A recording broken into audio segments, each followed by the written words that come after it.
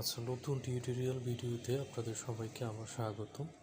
তো আজকে আমরা শিখব হচ্ছে যেরকম আমরা কোনো ল্যাপটপ অথবা কম্পিউটারে কোনো ফাইল ডিলিট করার পরে আমরা সেটা রিসেন্ট অপশান থেকে একটা আলাদা সফটওয়্যারই থাকে, সেখান থেকে আমরা সেটা রিকভার করতে পারি অথবা অন্য কোনো অপশানে রিকভার করতে পারি। কিন্তু মোবাইলের ক্ষেত্রে আপনি ডিলিট করে ফেলার পর সেটা আবার কিভাবে রিকভার করবেন অথবা কোথায় পাবেন এই অপশানটা, তো সেটা হচ্ছে মাই ফাইলস, এই একটা সফটওয়্যার লাগবে। তো অনেকের মোবাইলে হচ্ছে ডিফল্ট থাকে, বাট হচ্ছে যাদের মোবাইলে থাকবে না তারা হচ্ছে গুগল প্লে স্টোর থেকে এটা ডাউনলোড করে নিব।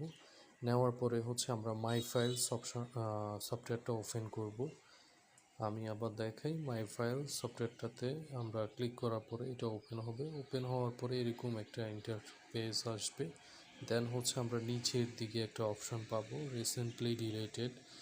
এই অপশানটাতে আমরা হচ্ছে দেখলেই আমাদের পুরাতন ফাইলটা খুঁজে পাবো। তো আমরা আসবো হচ্ছে মাই ফাইলস, এই সফটওয়্যারটা যাদের থাকবে না তারা ডাউনলোড করে নেবেন, দেন ওপেন করবেন। এরপরে হচ্ছে নিচের দিকে এসে রিসেন্টলি ডিলিটেড এই অপশানটাতে ক্লিক করলে আপনার ফাইলগুলো আপনি পেয়ে যাবেন। দেন ক্লিক করে ধরে সিলেক্ট করার পরে রিকভারি একটা অপশান আসবে, আপনারা সেখান থেকে রিকভার করতে পারবেন। ধন্যবাদ সবাইকে।